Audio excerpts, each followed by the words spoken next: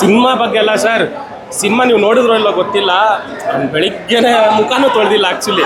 ನಾನು ಸಿನಿಮಾ ನೋಡಬೇಕಂತ ಮಿಡ್ ನೈಟೇ ಎದ್ಬಿಟ್ಟಿದ್ದೆ. ಹಿಂಗೆ ನೋಡಿ ಜಾಗಿಂಗ್ ಡ್ರೆಸ್ಸಲ್ಲಿದ್ದೆ, ಓಡ್ ಬಂದುಬಿಟ್ಟೆ. ಯಾಕಂದರೆ 4 ಇಯರ್ಸ್ ಅಲ್ವಾ, ಏನಿರುತ್ತೆ ಅಂತ ಒಂದು ಎಕ್ಸೈಟ್ಮೆಂಟು, ಎಲ್ರಿಗೂ ಇರುತ್ತೆ ಎಕ್ಸೈಟ್ಮೆಂಟ್ ಅನ್ನೋದು.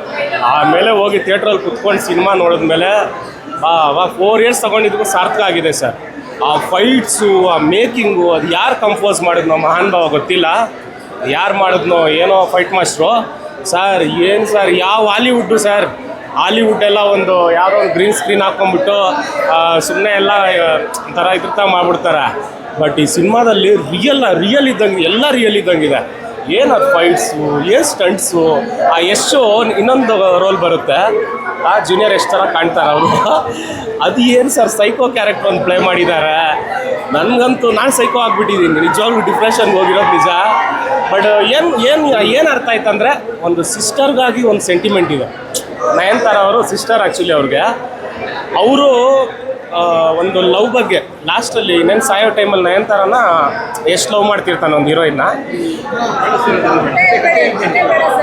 ಸೊ ಓಕೆ ಅಲ್ಲಿ ಏನು ನಡೀತಿರುತ್ತೆ. ಸೊ ಸತ್ತೋಗ್ಬಿಡ್ತಾರೆ ನಯನತಾರ ಅವರು. ಸ್ಟೋರಿ ಹೇಳ್ಬಾರ್ದು, ರಿವ್ಯೂ ಮಾಡಬಾರ್ದು.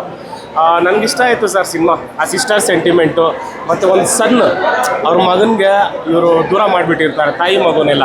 ಅದೊಂದು ಸೆಂಟಿಮೆಂಟ್ ಇದೆ ಮಗಂದು. ಡ್ಯಾಡಿ ಅಂತ ಕಾಡೋದು ತಂದೆನ.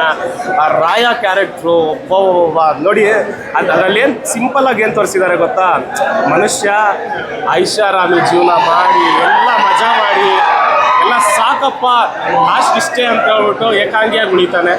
That's it. ಎಲ್ಲರೂ ಬಂದು ಸಿನಿಮಾ ನೋಡಿ. ಲವೇಶ್ ಅಷ್ಟೇ. Thank you.